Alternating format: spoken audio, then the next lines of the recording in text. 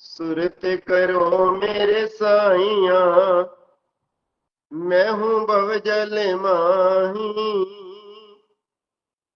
दीखत ही बह जावे सा,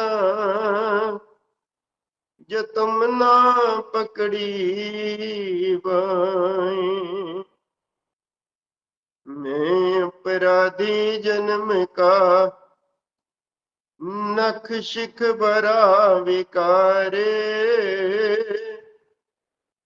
तुम दाता दुख भंजना, मेरा करो उदारे। तुम दाता दुख भंजना, मेरा करो उदारे।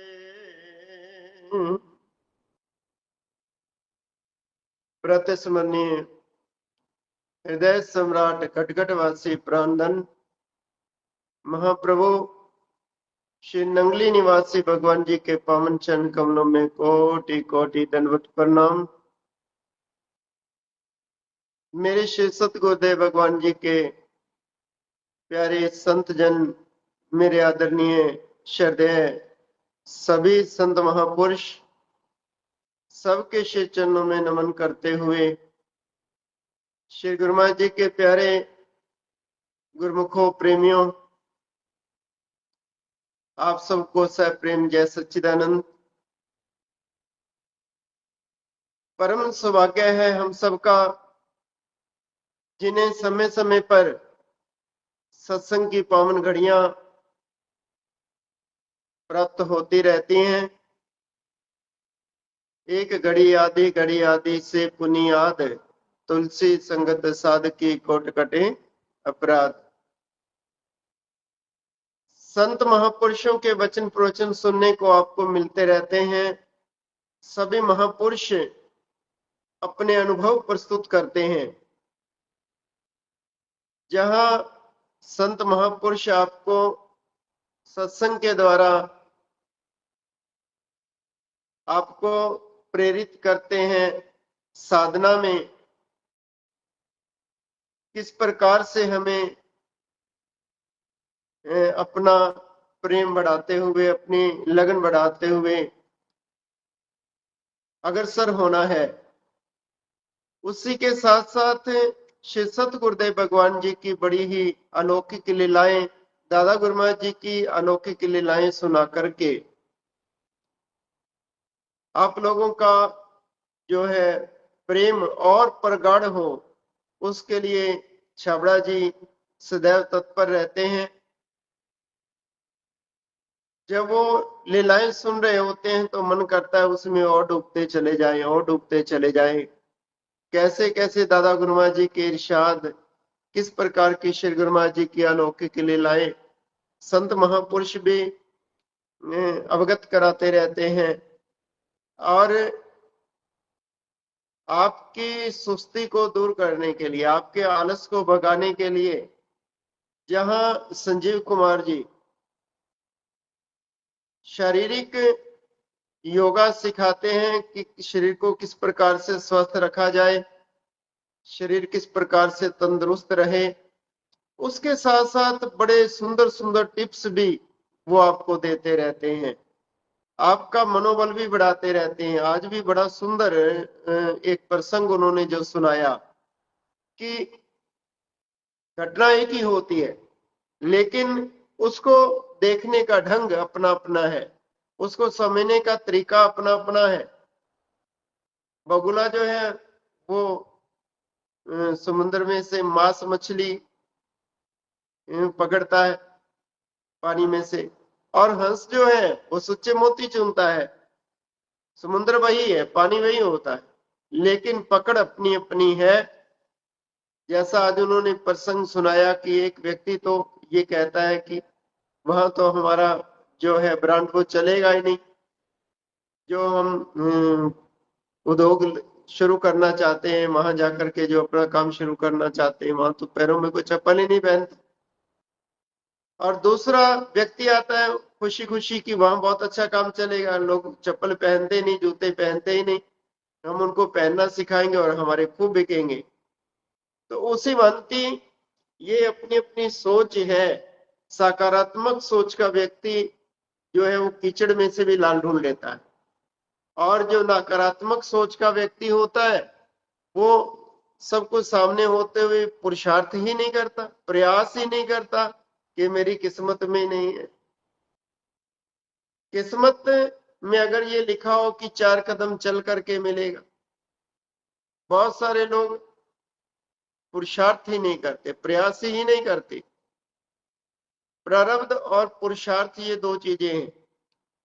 एक तो प्रारब्ध होती है, प्रारब्ध भी वैसे तो पुरुषार्थ ही है। श्री गुरु महाराज जी के पावन जीवन चरित्र में भी श्री सतगुरुदेव भगवान फरमाते हैं कि पुरुषार्थ से ही तो प्रारब्ध बनी है, और उसी पुरुषार्थ से जो हमें प्रारब्ध में प्राप्त हुआ है, अब इसके बाद और पुरुषार्थ करना है, क्योंकि मानव जीवन में कर्म करने का अधिकार परमात्मा ने दिया है।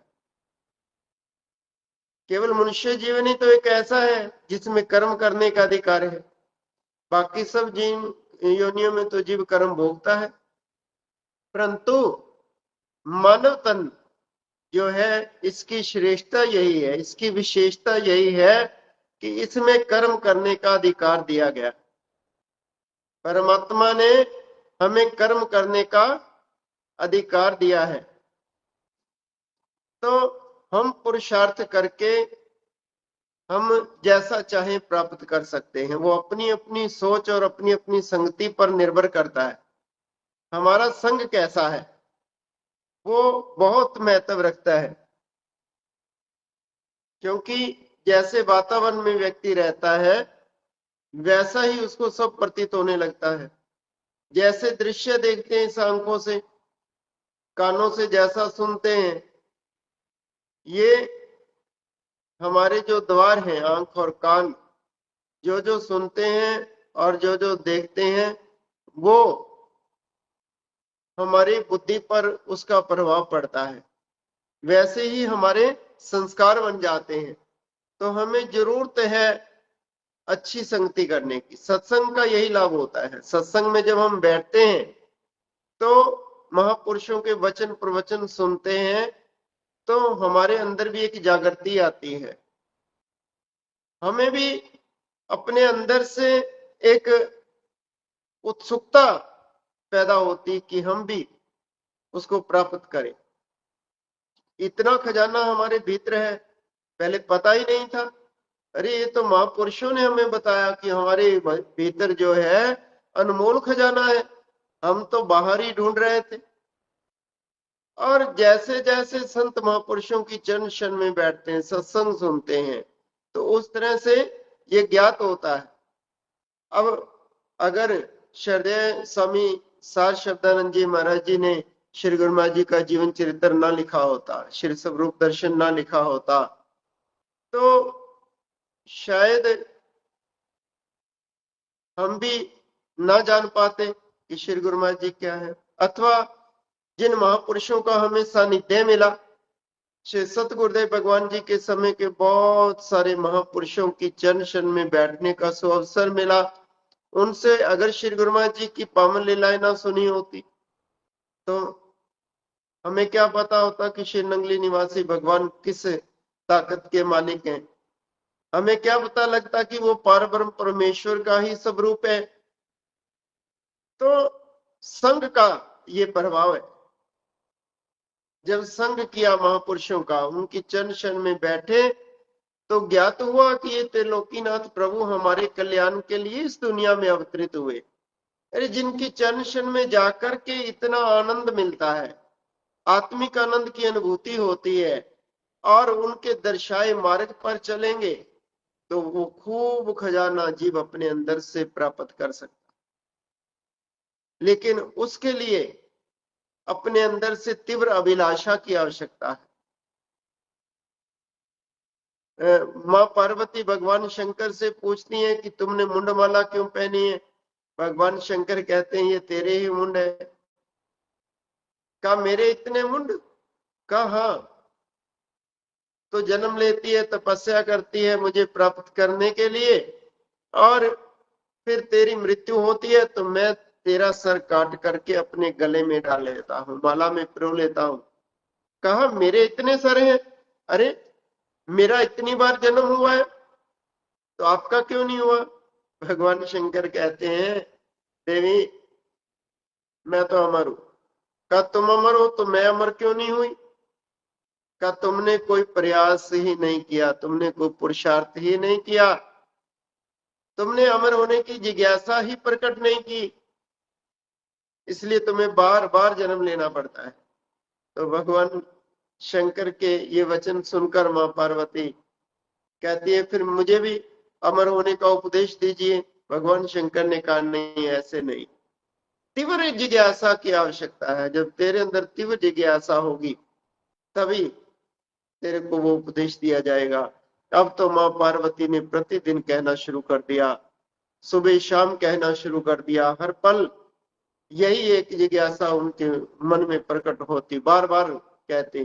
तो भगवान शंकर ने जब देखा कि इनकी जिज्ञासा इतनी तीव्र हो गई है कि अब तो इसे उपदेश देना ही पड़ेगा, तो भगवान शंकर उसे लेकर के जाते हैं अमरनाथ।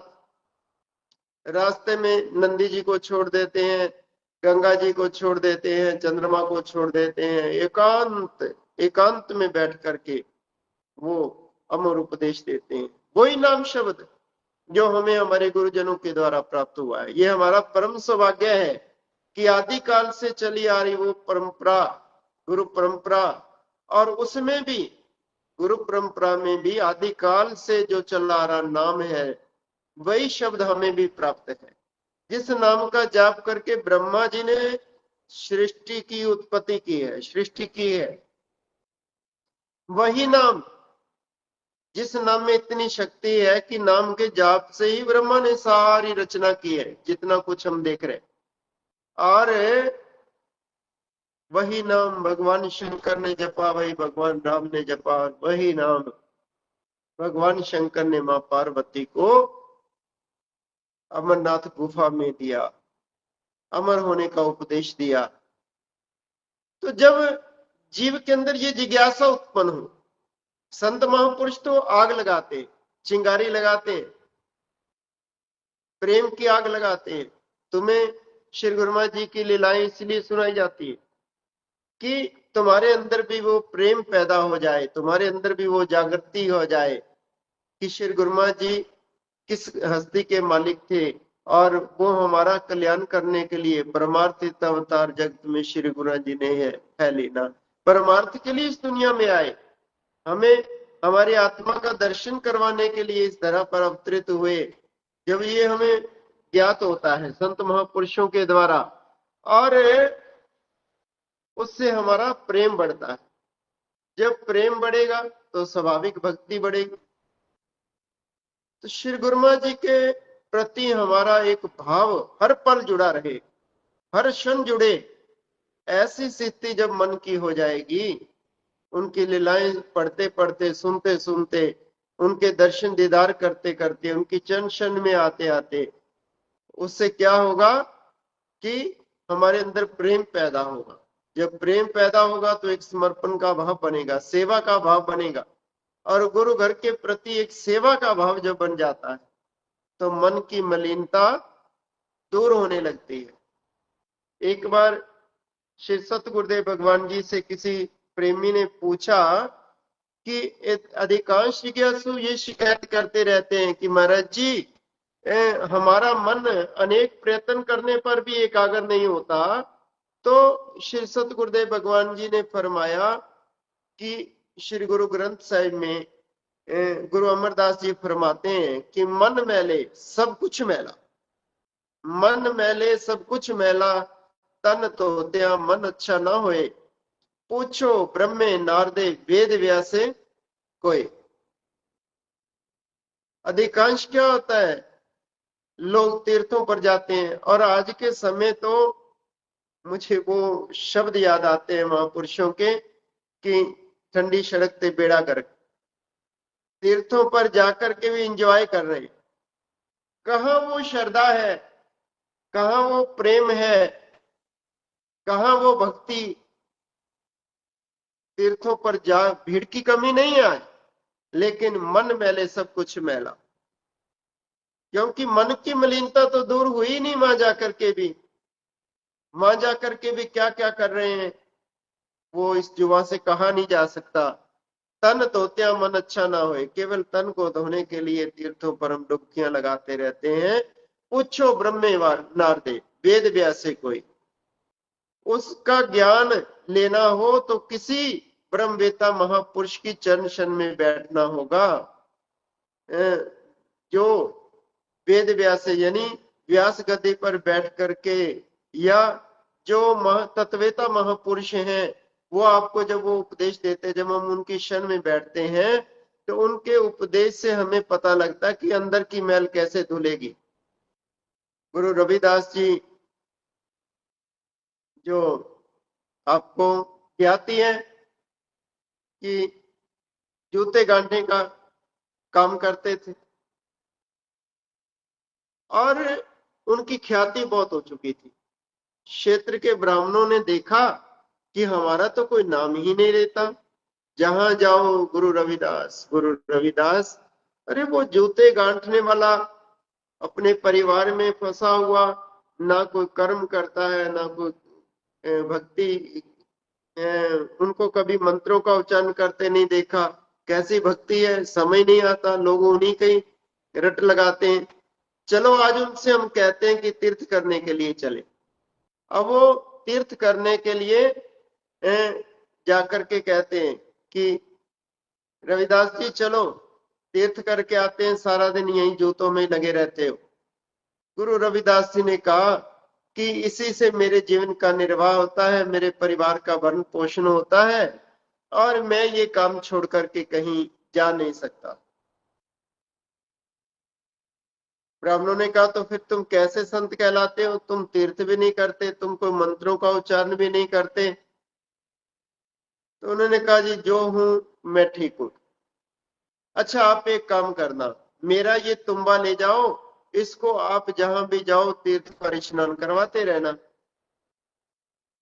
और मैं यही समझूंगा कि मैंने स्नान कर लिया।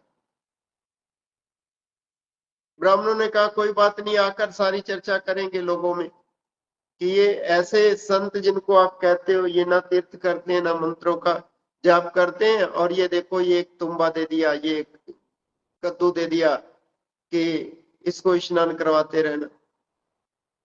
तो रविदास जी कहते हैं हाँ, मल मल करके स्नान करवाना इसको। वो ब्राह्मणों की टोली चली गई तीर्थ करने के लिए, तीर्थों पर गए, खूब डुबकियां लगाई, स्नान किया, जहां भी स्नान करते उस तुम्बे को भी स्नान करवाते, मल मल करके स्नान करवाते।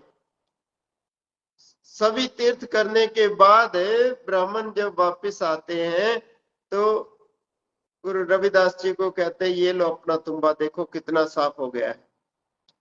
तो रविदास जी मुस्कुराते हैं, कहते हैं अच्छा, हाँ बहुत अच्छा हो गया, बहुत अच्छा हो गया।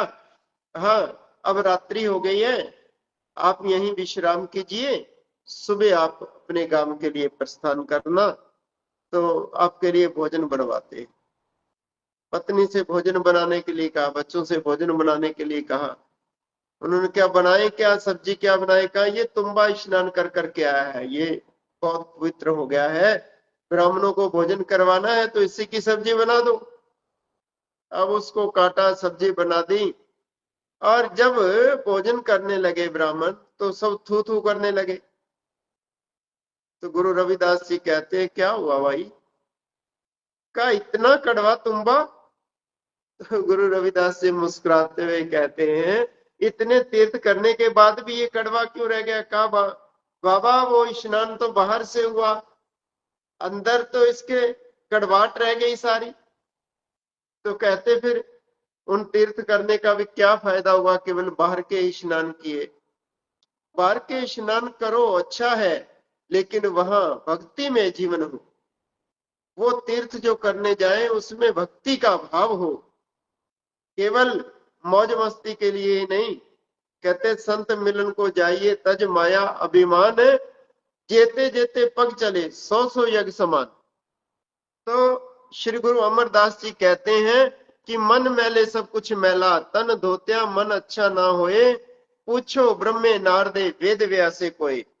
तो भाव ये है कि लैंप नया हो और लैंप को हम जला करके रखें, उसमें बत्ती भी नहीं हो, उसका शीशा भी नया हो, और उसको जब हम जला करके रखते हैं तो क्या होता है कि जब जलता है तो उसमें धुआं होता है और उस धुएं से चिमनी काली हो जाती है, शीशा काला हो जाता है। वो धुआं कहां से आया? धुआं स्वाभाविक है। लैंप भी नया था, बत्ती भी नहीं थी उसमें, शीशा भी नया था, लेकिन वो फिर भी शीशा काला हो गया। तो जोत जलेगी तो धुआं स्वाभाविक है। उसी प्रकार जब व्यक्ति संसार में विचरण करता है तो उसका अंतःकरण भी मलिन होता है। श्री गुरु महाराज जी फरमाते हैं कि हमारे जो श्वास है ना, वो एक प्रकार से तेल है। उस दिए का, उस लैंप का तेल जो है वो हमारे श्वास है, और उसके अंदर जो बत्ती है वो हमारी प्रारब्ध है, और अंतःकरण जो है वो चिमनी है, हमारा अंतःकरण जिसमें मन चित्त बुद्धि और अहंकार है, वो चिमनी है, और आत्मा उसका प्रकाश है। इस शरीर रूपी लैंप का प्रकाश जो है वो आत्मा है। और अब क्या हुआ? वास्तव में ये जड़ और चेतन का खेल है। अगर ज्योत जो है वो चेतन है तो चिमनी जड़ है, और चेतन को भी ढांप लिया किसने? जड़ ने। जड़ ने ढक लिया, चेतन को ढक लिया, चेतन भी ढका गया। वो ज्योत अंदर जल रही है, लेकिन चिमनी आच्छादित हो गई, इतनी काली हो गई कि वो अंदर जलती ज्योत नजर ही नहीं आ रही। हमारे भीतर वो परम सत्ता, वो ज्योति प्रज्वलित है, लेकिन हमारे मन का शीशा धुंधला हो गया, आच्छादित हो गया, गंदा हो गया। वो आया कहां से धुआं? जब इस धरा पर आए बाल्यकालावस्था में, कुछ पता नहीं होता, कुछ ज्ञान नहीं होता, लेकिन जैसे जैसे आंख खुली, माँ ने बताया ये तेरी बुआ है, तेरी माँ है, ये तेरे पापा है, ये चाचा है, ये फला है। धीरे धीरे उनको देखते रहे, उनकी बातें सुनते रहे, संसार देखा, संसार के लोग देखे, संसार के दृश्य देखे, उनको देखते देखते और इधर उधर की चर्चा सुनते सुनते सुनते जो है वो अंतःकरण मलिन हो गया। वो धुआं, ज्योत जलेगी तो स्वाभाविक है, ये जीवन है तो संसार का प्रभाव भी स्वाभाविक है। यह दृश्य जैसे जैसे देखे, जैसा जैसा सुना, वैसे ही वो काली मां हमारे मन पर चढ़ती चली गई, लेकिन उस काली मां को उतारने का कोई प्रयास नहीं किया। और जब महापुरुषों की चरण शरण प्राप्त होती है तो फिर वो हमें बताते हैं कि सेवा और सिमरन के द्वारा आपके मन का शीशा साफ होता है। जैसे जैसे सिमरन करते हैं वैसे वैसे मन की मलिनता दूर होती है। जैसे जैसे मन की मलिनता दूर होती है तो चित्त में उस का आभास होने लगता है। जैसे थोड़ी बहुत कालिमा भी उतरती है तो अंदर थोड़ा थोड़ा ऐसा लगता है कि कोई प्रकाश है, और चित्त में जब उसका आभास होने लगता है तो जीव की शुद्ध बुद्धि भी जागृत हो जाती है। फिर सत्कर्मों में उसकी रुचि बन जाती है, उसका प्रेम प्रगाढ़ होने लगता है, सतगुरु के चरणों में प्रेम बढ़ता है, और जब शुद्ध बुद्धि जागृत होती है तो फिर जीव का अहम भी दूर हो जाता है। अब जिज्ञासु के मन में शंका उत्पन्न होती है कि जड़ वस्तु भला क्या हानि पहुंचा सकती है? तो ये प्रत्यक्ष प्रमाण है कि ये जड़ वस्तु ही थी, धुआं जो है जिसने आच्छादित कर दिया।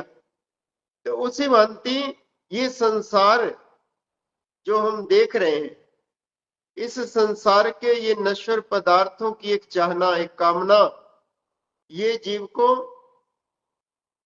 अपने अंदर नहीं उतरने देती।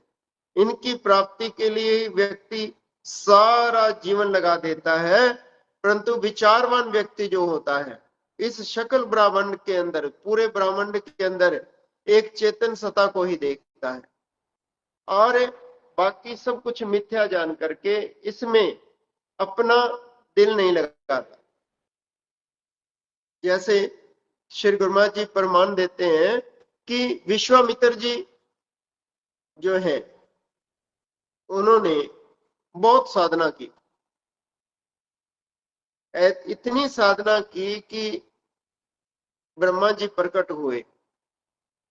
उसके तप के बल से ब्रह्मा जी को प्रकट होना, ब्रह्मा जी प्रकट होते हैं और विश्वामित्र से कहते हैं, विश्वामित्र कहिए आप क्या चाहते हैं। तो विश्वामित्र कहते हैं कि मुझे ब्रह्म ऋषि का दर्जा चाहिए। तो ब्रह्मा जी ने कहा कि तुमने ब्रह्मा जी को प्रसन्न करने का प्रयास किया है तो तुम ब्रह्म ऋषि तो हो गए, लेकिन जहां तुम रहते हो मातलोक पर, यहां पर तो पहले से ही वशिष्ठ जी ब्रह्म ऋषि हैं। जब तक वशिष्ठ जी ब्रह्म ऋषि हैं तब तक तुम ब्रह्म ऋषि नहीं हो सकते। हाँ, एक बात है कि अगर वशिष्ठ जी तुम्हें ब्रह्म ऋषि कहकर पुकारें तो तुम्हें ब्रह्म ऋषि का दर्जा मातलोक पर भी मिल सकता है। अब विश्वामित्र जी धरती पर जैसे ही ब्रह्मा जी का आशीर्वाद मिला तो अब विश्वामित्र जी वशिष्ठ जी के पास जाते हैं और जैसे ही वशिष्ठ जी के पास विश्वामित्र जी जाते हैं तो वशिष्ठ जी कहते हैं, आओ आओ राजऋषि आओ। कैसे आना हुआ, बस इतना कहना था कि क्रोध में आकर के विश्वामित्र जी ने वशिष्ठ जी के एक पुत्र का सर कलम कर दिया, सर काट दिया। तो वशिष्ठ जी बिल्कुल भी क्रोधित नहीं हुए, बिल्कुल भी कुपित नहीं हुए और विश्वामित्र जी चले गए। अब जब कभी भी विश्वामित्र जी आते तो वशिष्ठ जी उन्हें राजऋषि कहकर ही पुकारते और जब भी उन्हें राजऋषि कहते तो वो उनके एक पुत्र का सर कलम कर देते। ऐसा करते करते 1 2 4 6 10 20 नहीं, वशिष्ठ जी के 100 पुत्रों का वध कर दिया। विश्वामित्र ने 100 पुत्र मार दिए। और एक दिन की बात कि वशिष्ठ जी की पत्नी एक दिन वशिष्ठ जी से कहने लगी कि ये पूर्णिमा की चांदनी का चांद है, कितना शीतल लग रहा है, इसकी शीतलता बड़ा आनंद प्रदान कर रही है। तो गुरु वशिष्ठ जी कहते हैं, चंद्रमा की शीतलता से अधिक तो विश्वामित्र के मुख की आभा से प्रतीत होती है। और उस समय विश्वामित्र जी बाहर ही टहल रहे थे। जब वशिष्ठ जी के ये वचन उनके कानों में पड़े, विश्वामित्र जी एकदम से अंदर दौड़ते हैं, अपने अस्त्र शस्त्र छोड़ करके जाकर के वशिष्ठ जी के चरणों में गिर जाते हैं, नतमस्तक होते हैं। बहुत प्रभावित होते हैं उनके इन वचनों से और कहते हैं कि वशिष्ठ जी मैंने आपके 100 पुत्रों का वध कर दिया, लेकिन आप कभी कुपित नहीं हुए, कभी क्रोधित नहीं हुए। रोने लगते हैं। और गुरु वशिष्ठ जी उस समय उन्हें कहते हैं, उठो उठो ब्रह्म ऋषि, उठो उठो। तो विश्वामित्र जी कहते हैं कि तुमने पहले मुझे ब्रह्म ऋषि क्यों नहीं कहा? तुमने मुझे आज ब्रह्म ऋषि कहा जब मैं तुम्हारे 100 पुत्रों का वध कर चुका हूं। आपने पहले ऐसा क्यों नहीं कहा? तो विश्वामित्र जी कहते हैं कि पहले मैं कैसे कह देता, जैसा तुम्हें देखता हूं वैसा ही तो कहूंगा। पहले जब तुम आते थे, तुम्हारे अंदर कोई बू थी, मैं थी, अस्त्र शस्त्र धारण किए हुए। तुम राज ऋषि ही थे, लेकिन आज तुम्हारे अंदर वो नम्रता है, तुम्हारे अंदर वो श्रद्धा है, तुम्हारे अंदर वो प्रेम है। तुम्हारा अहम जो है वो सब चकनाचूर हो गया है, और एक समर्पण का भाव है। इसलिए तुम उस ब्रह्म का स्वरूप हो। ब्रह्म ऋषि तो आज ही मुझे प्रतीत हुए हो, इसीलिए मैंने आपको आज ही ब्रह्म ऋषि कहा है। तो श्री गुरु महाराज जी ये कथा कह करके हमें समझाने का प्रयास करते हैं कि हमारा आचरण कैसा है। हम कहते हैं कि ध्यान नहीं लगता, तो हमारा आचरण, हमारा व्यवहार, हमारा आचार विचार, ये सब महत्व रखता है भक्ति मार्ग पर चलने के लिए, ध्यान के लिए। मन की मलिनता जब तक दूर नहीं होती तब तक बात नहीं बनती। जरूरत है मन की मलिनता को दूर करने की, और ये एक जगह नहीं, जगह जगह पर लिखा है। संत स्तुति में हम गायन करते हैं, गुरु जी की महिमा अति आगम, बुद्धि समझ ना पावे गम, हृदय शुद्ध दृष्टि सम, मस्तक चमके सूरज चंद। तो जब हृदय शुद्ध होगा, दृष्टि सम होगी, तो आपके मस्तक में वो सूर्य चंद्रमा का प्रकाश आपको प्रतीत होगा, और दूसरे लोग भी आपके जीवन से स्वाभाविक ही प्रभावित होंगे। लेकिन होगा कब? जब दृष्टि सम होगी, जब दृष्टि में कोई पाप नहीं होगा, ये मेरा है और ये दूसरा है, ये पराया है, ये अपना है, इसको कुछ देना है, इसको नहीं देना है। तो जब ये भाव हृदय में बना रहता है अपने पराये का, ये मेरा दुश्मन है, ये मेरा दोस्त है, तो इसका मतलब हमने अभी संसार को सत्य माना हुआ है। संसार से एक उपरामता की आवश्यकता है। दुनिया में रहता हूं, दुनिया का तलवगार नहीं हूं, बाजार से गुजरा हूं मगर खरीदार नहीं। दुनिया में बसना मना नहीं है, दुनिया में फंसना मना है। दुनिया में रह करके जो दुनिया के होकर के रहते हैं, तो फिर एकाग्रता कहाँ होगी, ध्यान कहाँ होगा, सिमरन कहाँ होगा? दुनिया तो जब हम ये मान लेंगे ये एक तमाशा है, एक खेल है, ये सब कुदरत वाले की एक रचना है, खेल खेल रहा। हमारा जीवन तो उस परमात्मा से मिलने के लिए मानव तन हमें प्राप्त हुआ है। ये हमारा परम सौभाग्य है कि हमें श्री सत गुरुदेव भगवान का पवित्र दरबार मिला है, जो रूहानियत का भंडार है। जब ऐसा हम जान लेंगे कि संसार मिथ्या है, सत्य है तो केवल परमात्मा और परमात्मा का नाम सत्य है। आद सच जुगाद सच है भी सच, नानक होसी भी सच। जो सदा रहा है और सदा रहेगा। हमने उससे जुड़ना है। जब उससे जुड़ करके दुख सुख, दुख आए सुख आए, अमीरी आए गरीबी आए, ये तो हमारी प्रारब्ध है। जेहा बीजे तेहा लूने कर्मा सदा खेत, ये तो अपनी अपनी प्रारब्ध है, भोग रहे हैं। और व्यर्थ दूसरों को दोष दे दे करके हम जो है अपना जीवन बर्बाद किए जा रहे हैं। जो दुख सुख हमें आते हैं ये हमारी अपनी ही तो प्रारब्ध है, हमारा अपना ही तो बोया हुआ है। लेकिन दूसरों को दोष दे करके तो हम और भी अपना ऐसा बीज बो रहे हैं कि जो फिर काटने के लिए आना पड़ेगा। परिस्थितियां कैसी भी आए, चित गुरु चरणों में जुड़ा रहे। हथ कारवाल और दिल यार, हाथ पांव से काम कर, नाम निरंजन ले, अंदर के पट तब खुले जो बाहर के पट। हाथों से काम करें, पैरों से चले, लेकिन चित्त को गुरु चरणों में हर पल लगा करके रखते हैं, तो फिर समाधि में बैठेंगे तो आनंद आएगा। लेकिन चित्त के अंदर हमारे न जाने कितना संसार भरा हुआ है, और फिर हम ध्यान में बैठेंगे तो वही फिल्म तो हमारे सामने चलेगी।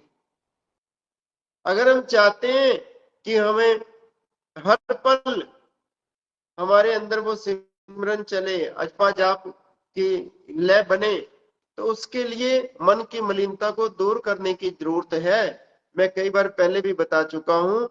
श्री सतगुरुदेव भगवान जी की पावन आरती में आप गाते हैं, तत्व स्नेह प्रेम की बाती, योग अगनि जन के, तेरी आरती लायक सोजन, जो है शुद्ध मन के। तत्व स्नेह, स्नेह हो सतगुरु के प्रति, जिससे हमारा बहुत स्नेह होता है, जिससे बहुत ज्यादा लगाव होता है, तो बार बार उससे मिलने को मन करता है ना, बार बार उसकी याद सताती है। अगर कहीं वो चला जाए तो बार बार उसकी याद सताती, जिससे स्नेह हो। मैंने देखा कई लोग घरों में कुत्ते पालते हैं, और बच्चे कहीं बाहर चले जाते हैं तो उनके लिए भी तड़पते हैं। स्नेह हो गया, किसी पदार्थ से हो, किसी जीव से हो, जब स्नेह होता है। तो यहां फरमा रहे हैं भक्त साहिब चंद जी, तत्व स्नेह, स्नेह रूपी तत्व तुम्हारे पास हो। स्नेह किससे? अपने सतगुरु से। और प्रेम की बात, प्रेम ऐसा हो, तड़प ऐसी हो कि बस एक पल भी ना लगे और हम उसे मिल लें। ऐसा प्रेम कि उनके बिना रह ना सके, वो बाती हो, प्रेम की बाती, तत्व स्नेह प्रेम की बाती। और योग अगनि जन के, फिर जलाना किससे है? जैसे दिया सलाई, यानी आप माचिस और तिल्ली का योग होता है, जब उसको रगड़ते हैं तो क्या होता है? अग्नि प्रकट होती है। लेकिन यहां उस अग्नि की बात नहीं की जा रही। योग अग्नि, योग की अग्नि, योग कौन सा? शब्द और सुरत का योग हो जाए, जो शब्द गुरुजनों ने हमें दिया है। हमारी सुरत उसमें हाँ, लीन सुरत जो है उस शब्द की ऐसी पकड़ कर ले, वो शब्द जो हमारे भीतर चल रहा है, पहले से चल रहा है, ये हमें महसूस होने लगे। जब ये हमें अपने अंदर से महसूस होगा कि वो शब्द हमारे भीतर चल रहा है, बस सुरती उसी में रम जाए, फिर कोई सुध ना रहे। जो श्री गुरुमा जी कहते हैं कि अज्ञात और ज्ञात की बात कहते हैं। अज्ञात के द्वारा ज्ञात को जान। तो ये शरीर जो है अज्ञात है। ये शरीर जो दिखने वाले पदार्थ हैं, गुरुमा जी जो है वो क्या है? परब्रह्म परमेश्वर का स्वरूप है, और एक शरीर धारण करके आए हैं। उस शरीर का ध्यान करने से हम उस निराकार की प्राप्ति कर ले। अंदर जो वो परम सता, वो ज्योति हमारे भीतर, उन्हीं की सता हमारे भीतर है, उसी परब्रह्म परमेश्वर की, उसको जानना, साकार के द्वारा निराकार को जानना है। तो वो होगा कब? जब सुरत शब्द में लीन हो जाएगा, बाहर से बिल्कुल ध्यान हट जाएगा। और वो होगा कब? जब प्रेम होगा सतगुरु से, स्नेह होगा। और अगली पंक्ति में कह रहे हैं, योग गनि जन के, तेरी आरती लायक सोजन, जो है शुद्ध मन के। वो ज्योत किसकी जलेगी, वो आरती किसकी होगी? जो शुद्ध मन के हैं। मन की शुद्धि की बात जगह जगह आती।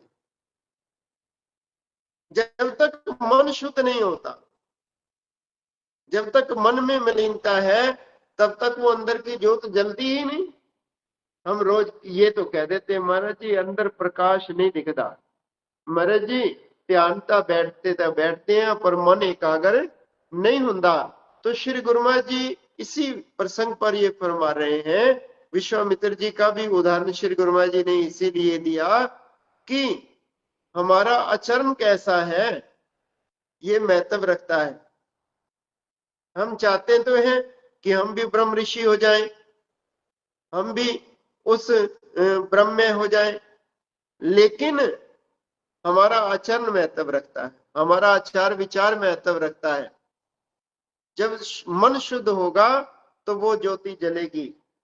जब शुद्ध मन से, सच्चे मन से कोई छल कपट भेदभाव वैर विरोध हृदय में नहीं होगा, लेकिन यहाँ तो कुछ अपन बनने के लिए, कुछ दिखने के लिए ना जाने व्यक्ति क्या क्या पापड़ बेलता है। वो मैं, वो अहम जीव का जो है वो कहाँ मिलने देता है सतगुरु से, कहाँ वो उस परम तत्व के दर्शन करने देता है। अगर तुम चाहते हो उस परम सत्ता के दर्शन करने, अपने अंदर से उस आनंद की अनुभूति करना, तो योग, सच्चा योग तो तभी होगा जब मन की मलिनता दूर हो जाएगी। कपिल भगवान से मां देवहूति कहती है कि मुझे लगता है तुम मेरा कल्याण करने के लिए इस धरा पर आए हो, तो मुझे भी मोक्ष की प्राप्ति होगी तुम्हारे द्वारा, और मुझे कोई ऐसा साधन बताओ। तो भगवान गौतम कहते हैं कि मां, भगवान कपिल कहते हैं कि मां, पवित्रता की आवश्यकता है, मोक्ष प्राप्ति के लिए पवित्रता की आवश्यकता है। परमात्म दर्शन के लिए, आत्म दर्शन के लिए उसको तो और कुछ नहीं चाहिए, पवित्रता चाहिए। मां देवहूति कहती है मैं तो बहुत पवित्र रहती हूँ, सुबह उठ करके स्नान ध्यान करती हूँ और फिर मैं रसोई में जाती हूँ। बिना नहाए तो कभी मैंने रसोई भी नहीं बनाई। मैं तो घर को बहुत पवित्र रखती हूँ। कपिल भगवान हंसते हैं, मुस्कुराते हुए कहते हैं कि मां, मैं खाली बाहर की पवित्रता की बात नहीं करता। भगवान को तो अंदर की पवित्रता चाहिए। अंदर की मलिनता जिसकी दूर हो जाती है तो भगवान उसके हृदय मंदिर में सिंहासन पर विराजमान हो जाते हैं। बस मन का शीशा ही तो आच्छादित है, ये साफ हुआ तो वो तो पहले से विद्यमान है। ढक दिया है हमने, बहुत कुछ उसके ऊपर डाल दिया है। तुम्हारे घर में मेहमान आने हो तो तुम क्या करते हो? घर को साफ सुथरा करते हो, उनके बैठने का स्थान बनाते हो, उनके आराम करने का स्थान बनाते हो, उनके विश्राम की व्यवस्था, उनके खाने पीने की व्यवस्था सारी करते हो। लेकिन तुम्हारे घर में कोई सीट ही खाली ना हो, सोफे पर भी तुम्हारे मैले कुचले कपड़े पड़े हो, बेड पर तुम्हारे बिस्तरा भी उसी तरह से पड़े हो, और कोई मेहमान आएगा तो कहाँ बैठेगा? उसी भांति हम अपने सतगुरु को तो देखना चाहते हैं अपने भीतर, उस ज्योति के दर्शन तो करना चाहते हैं, लेकिन वो स्थान हमने खाली किया या नहीं किया। हमारे अंदर जब तक संसार भरा हुआ है, संसार की कामनाएं भरी हुई हैं, चाहनाएं भरी हुई हैं, तब तक वो कहाँ आकर के बैठेगा? ये देखने की जरूरत है कि हमारे अंदर उनके लिए जगह कितनी है, हम सतगुरु से प्रेम कितना करते हैं, हम दरबार में जाकर के कितना श्री गुरु महाराज जी को चाहते हैं। वहां जाकर के हम अगर संसार की वस्तुओं की चाहना कर रहे हैं, सुख की चाहना कर रहे हैं, कामना कर रहे हैं, पदार्थों की कामना कर रहे हैं, तो भक्ति कैसे बनेगी? भक्ति का तो मार्ग ही ऐसा है, इसमें तो तितिक्षा, जब दुनिया की दौलत, नश्वर संपत्ति प्राप्त करने के लिए तुम इतना कष्ट सहन करते हो, तो उस परम तत्व को पाना तुम्हें ऐसा लगता है कि बस आशीर्वाद से मिल जाए। सतगुरु के चरणों में हमें जाने का अवसर मिलता है, ये सतगुरु की कृपा है। और उनके उपदेश को जीवन में धारण करके पुरुषार्थ हमें करना होगा, हमें करना होगा। जब तक हम पुरुषार्थ नहीं करेंगे तब तक आत्म साक्षात्कार नहीं हो सकता, नहीं हो सकता, नहीं हो सकता। उसके लिए हमारा प्रयास जरूरी है। सतगुरु अपनी शरण में बुला लेते हैं, ये उनकी कृपा है। उनकी कृपा हर पल हर क्षण बरस रही है, कृपा की कमी नहीं है।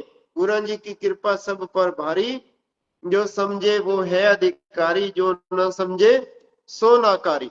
सतगुरु की कृपा तो हर पल बरस रही है, कदम कदम पर बरस रही है। हम जब पात्रता हमारे अंदर बन जाएगी तो बात बनेगी, अगर पात्रता नहीं है तो फिर कुछ भी नहीं। बर्तन उल्टा पड़ा हो, बरसात हो रही, वो भरेगा कैसे? वो सीधा होगा तभी भरेगा। सतगुरु के दरबार में कमी काहू की नाही, बंदा मौज न पावही, चूक चाकरी माही। व्यक्ति स्वयं चूक जाता है, वहां कोई कमी नहीं है। तो उसके लिए जरूरत है कि हमारे हृदय में प्रेम पैदा हो। खाली आसन लगाने से बात नहीं बनेगी। कहते हैं कि आसन मारे क्या हुआ, जो मरी न मन की आस, तेली केरा बैल जो, घर ही कोस 50। जब बहुत सारी आस लेकर के गुरु घर में जाते हैं तो उस बैल वाला हमारा हाल है कि कोल्लू का बैल होता है ना, वो चारों ओर घूमता रहता है, घूमता रहता है। उसकी आंख पे पट्टी बांध देते हैं और बैल सोचता है कि आज तो मैंने 50 कोस का सफर कर लिया। और जब उसकी आंख से पट्टी खोली जाती है तो वो देखता है कि मैं तो वहीं का वहीं हूं। तो यही हाल मनुष्य का है। जब तक संसार की आस है, संसार के पदार्थों की चाहना है, संसार के सुखों की कामना है, तो भाई बात बनेगी नहीं है। माला तो कर में फिरे जी फिरे मुख माही, मनुआ तो दे दिशी फिरे ये तो सिमरन नाई।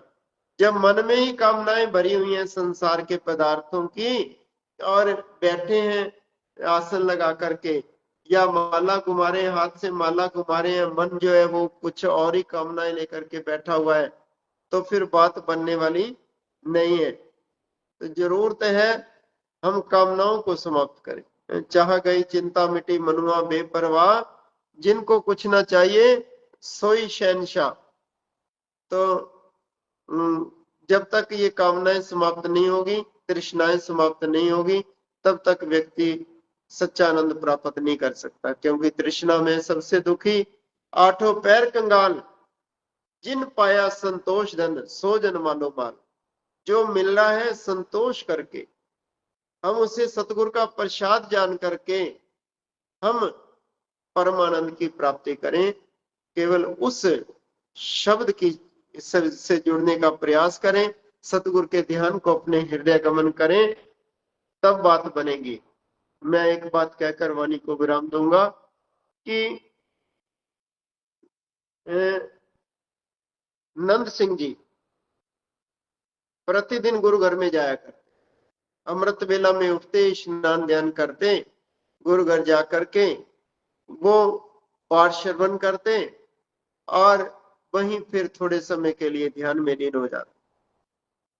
तत्पश्चात वो लंगर भंडारे में सेवा करते।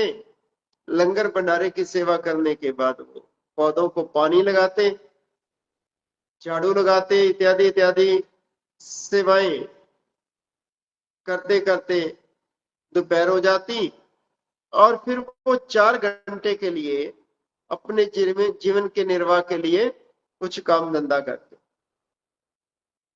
भरण पोषण के लिए थोड़ा काम धंधा करके सायकाल को संध्या के समय फिर आकर गुरु घर में सेवा करने लगे।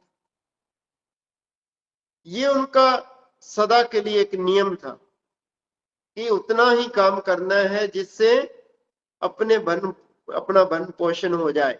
साईं इतना दीजिए जामे कुटुंब समाये, मैं भी भूखा ना रहूं अतिथि ना भूखा जाए। बस ये एक भाव उनके हृदय में रहता और बाकी सारा समय वो सुबह और शाम गुरु घर की सेवा में लगा देते। बड़ा आनंद में उनका जीवन, बड़ा सुख में जीवन व्यतीत हो रहा है। और ऐसा करते करते 2 4 10 दिन 20 दिन नहीं हुए, साल नहीं हुआ, 2 साल 4 साल नहीं, 20 साल बीत गए, लेकिन कभी किसी पदार्थ की कोई कामना कोई चाहना हृदय में हुई नहीं। और गुरुदेव ने भी देखा कि ये व्यक्ति निष्काम सेवा करता है। अरे इसकी ऐसी निष्कामता, कभी कोई चाहना ही नहीं हुई कि मुझे कुछ मिले। आज वाली भक्ति नहीं, एसी रूम कहाँ है, दर्शन तो बाद में देखेंगे, पहले अपना बैग रख ले, ऐसा कुछ नहीं। ऐसी चाहना नहीं कि अरे यहाँ खाने को अच्छा मिलेगा, यहाँ बैठते हैं, यहाँ प्रसाद अच्छा बट रहा है, ऐसी कोई कामना नहीं। केवल एक कामना कि सतगुरु की सेवा करनी है, दरबार की सेवा करनी है। केवल एक भाव है, बड़ी तत्परता है सेवा में। गुरुदेव प्रसन्न होकर के कहते हैं, नंद सिंह मैंने देखा 20 वर्ष हो गए तेरे को, 20 वर्ष हो गए तेरे को गुरु घर की सेवा करते हुए, लेकिन तुमने कभी कुछ मांगा ही नहीं। नंद सिंह बताओ तुम क्या चाहते हो। आज मैं तुम्हारी भक्ति पर बहुत प्रसन्न हूं, बहुत प्रसन्न हूं। नंद सिंह जी कहते हैं कि महाराज तुम्हारी बड़ी कृपा है, बड़ी कृपा है। सब तो बड़ी कृपा तो सतगुरु ने की कि सानू मानव तन दे दिता, मानस चोला दे दिता है, बड़ी बड़ी कृपा। और फिर गुरु घर की प्राप्ति हो गई, गुरु घर का नाम मिल गया, शब्द मिल गया, जिसका जाप करके अपने अंदरों रस मिलता है, आनंद मिलता है, सुख मिलता है। ते महाराज जिसनू गुरु घर की प्राप्ति हो जाए, ते जिसनू नाम मिल जाए और नाम का रस मिल जाए, तो उन्होंने होर की चाहिए। महाराज तुहाडी बड़ी कृपा है। लेकिन गुरुदेव कहते हैं, नहीं नंद सिंह, मैं बहुत प्रसन्न हूं तेरी भक्ति से, कुछ तो मांग, मांग ले आज तो कुछ। नंद सिंह कहते हैं, महाराज जी सच पूछो तो मुझे मांगना ही नहीं आता। गुरु जी फिर कहते हैं कि नहीं कुछ तो मांग। कहते महाराज फिर थोड़ा टाइम दियो, घर जावांगा तो पूछ के आवांगा कि की चाहिए, कल आवांगा तो दसांगा। नंद सिंह जी घर जाते हैं, माँ बैठी है, पत्नी बैठी है, बेटी बैठी है, सबके बीच में नंद सिंह जी कहते हैं कि आज गुरु जी बड़े खुश सी। गुरु जी कहते सी कि नंद सिंह आज कुछ मंग ला। तो मां कहती फिर पुत्र तू कुछ मंगया नहीं। कहते मां मैं तो उन्होंने कहा कि मैनू मंगना ही नहीं आता। तो मां कहती पुत्र जमीन मंग लेनी सी, अपनी जमीन नहीं है। मां दे ताजे मुंह विच गल सी, तो पत्नी कहन लगी कि जमीन मंग लेंदे, जमीन दे विच हल चलाओ, मेहनत करो, खून पसीना बहाओ, फसल पता नहीं होनी कि नहीं होनी, दाने घर आने के नहीं आने, इन्नी मेहनत करके भी ते पैसे ही मंग लेंदे ना, कोई 1-2 करोड़ रुपये। की लोड़ जमीना मंगन दी, पैसे ही मंग लेंदे। और बेटी पास में बैठी कहती है, पापा जी सोच समझ के मंगया जी। और नंद सिंह जी को अपनी बेटी की बात बड़ी अच्छी लगी। नंद सिंह जी कहते हैं बेटा तू मेरे साथ चलना, कल मेरे साथ चलना और तुम ही मांगना जो मांगना है। बेटी ने कहा ठीक है पापा जी मैं चलूंगी। अगले दिन गुरु घर में जाते हैं और प्रतिदिन की भांति वहां जाकर के कीर्तन सुनते हैं, ध्यान करते हैं, नाम का जाप करते हैं, सेवा करते हैं। गुरु जी के दर्शन होते हैं। गुरु जी कहते हैं नंद सिंह कुछ सोचा कि की मंगना है। तो नंद सिंह जी कहने लगे महाराज ए मेरी पुत्री ए दसेगी कि की चाहिए। तो गुरु जी कहने लगे दस दस पुत्र तू दस की मंगना है। तो बच्ची दोनों हाथ जोड़ करके बड़ी नम्रता के साथ कहती है गुरुदेव आपकी बहुत कृपा है, बहुत कृपा है। दोनों समय खाने को मिल जाता है, सुबह शाम खाने को मिल जाता है। और अमृत वेला संभालने का भी की भी दात आपने बख्शी हुई है। अमृत वेला में उठ जाते हैं, आपके नाम का जाप कर लेते हैं और दोनों समय खाने को मिल जाता है। शुक्र है आपका, बहुत कृपा है आपकी। और अगर तुम रीझ ही गए हो हमारे प्रेम पर, तो इतना सब्र देना कि अगर 2 दिन खाने को ना भी मिले तो कभी उलाना मुंह पर ना हो, जुबान पर कभी कोई उलाना ना हो। 2 दिन खाने को ना भी मिले, 1-2 दिन, तो भी सब्र देना, संतोख देना बाबा जी, और कुछ नहीं चाहिए। तो गुरुदेव की भी आंखें नम हो गई। उस समय उनके मुख से निकला, नंद सिंह जिस दी औलाद इन्नी चंगी होवे, जिस दी संतान इन्नी चंगी होवे, इन्ना चंगा भाव होवे कि दुनियावी पदार्थां दी कोई चाहना ही नहीं। ਉਹ ਸ਼ੁਕਰ ਤੇ ਸਬਰ ਕਰਨ ਵਾਲੀ ਹੋਵੇ, ਉਹਦੇ ਘਰ ਕਦੇ ਕੋਈ ਕਮੀ ਨਹੀਂ ਆ ਸਕਦੀ। ਜਾਂ ਤੇਰੇ ਨਾਮ ਦੇ ਲੰਗਰ ਭੰਡਾਰੇ ਚੱਲਦੇ ਰਹਿਣਗੇ, ਤੇਰੇ ਨਾਮ ਸਦਾ ਸਦਾ ਉਜਾਗਰ ਹੋਣਗੇ, ਕਦੇ ਕੋਈ ਕਮੀ ਆਉਣ ਵਾਲੀ ਨਹੀਂ। ਜਿੰਦੇ ਸੰਤਾਨ ਦੇ ਭਾਵ ਇੰਨੇ ਅੱਛੇ ਨੇ, ਜਿਸਨੇ ਆਪਣੇ ਬੱਚਿਆਂ ਨੂੰ ਇੰਨੇ ਚੰਗੇ ਸੰਸਕਾਰ ਦਿੱਤੇ ਨੇ ਔਰ ਖੁਦ ਵੀ ਉਹ ਭਗਤੀ ਭਾਵ ਵਾਲਾ ਹੈ, ਤਾਂ ਉਸ ਨੂੰ ਕਦੇ ਕੋਈ ਕਮੀ ਨਹੀਂ ਆ ਸਕਦੀ। तो हमें जरूरत है इन उपदेशों से समझने की, और ये चीजें हमें अपने अंदर उतारने की। हमारे आचरण में ये सब चीजें उतर जाए तो बात बनेगी, नहीं तो तीर्थ करते रहें, जीवन भर करते रहें, तब तक बात नहीं बनेगी, जब तक भक्ति में जीवन नहीं हो जाएगा।